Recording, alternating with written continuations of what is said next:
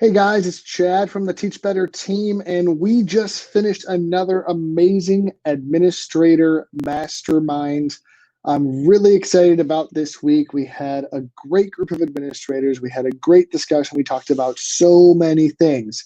So as you guys come in, just do me an awesome favor. Just write hashtag live or hashtag replay. So if you're watching it right now with me, put hashtag live. And if you're watching this later or seeing it, later, maybe after dinner or something, just put hashtag replay.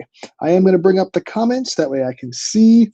And Livia Chan is here. Livia was part of this mastermind. We got to talk about so many amazing things. We talked about resolution of conflicts. But one of the recurring themes, as all of you are aware, was definitely constant change and uncertainty for teachers, okay?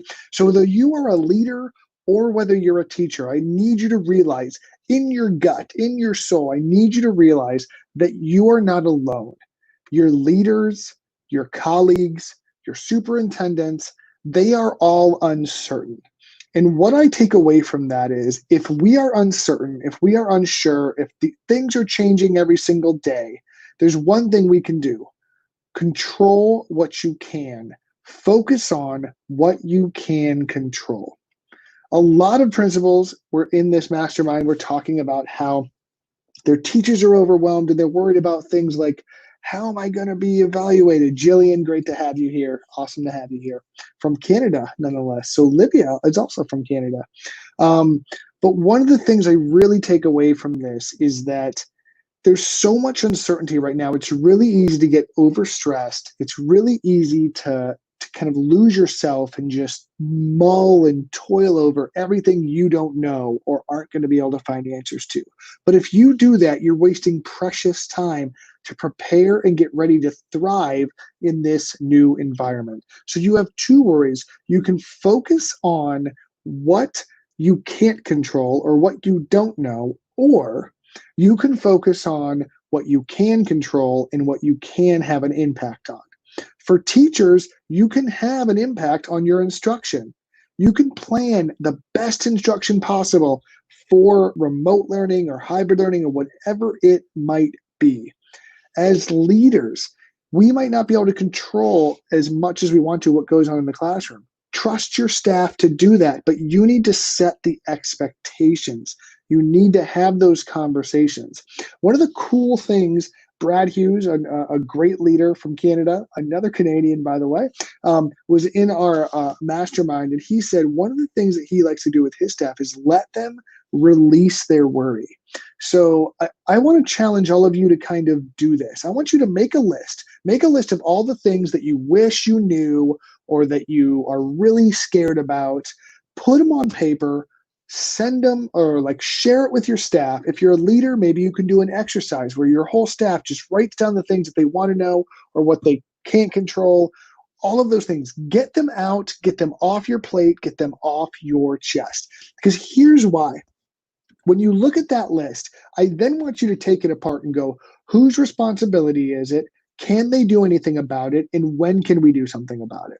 I want you to think to yourself, if you can't control it, and the person in charge of it can't control it, you shouldn't waste mental energy worrying about it. You can actually take that entire list and go, let's set dates where we're going to revisit these things and get answers, because now they're off your plate. They're off your mental stress. They're off your mental plate, and you can focus on the task at hand.